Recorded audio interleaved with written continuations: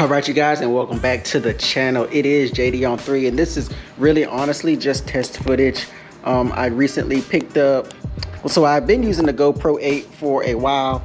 I just picked up a light mod for it and the media mod for it, so I just wanted to get a little test run on it and just talk about something that I recently purchased, which was this seat.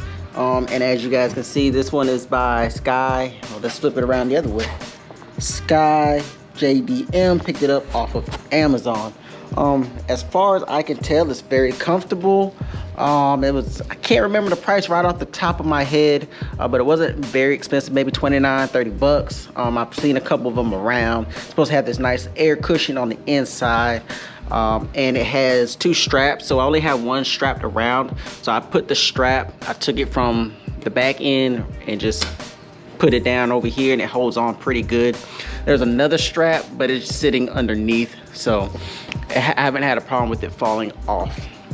Anyways, like I said, this is pretty much just test footage, but I did want to talk about the seat real quick. I'll put a link to it in the description so you guys can check it out. If you're looking for a more comfortable ride, this will help. I'm not saying it's the most comfortable thing you'll ever have, but this will help.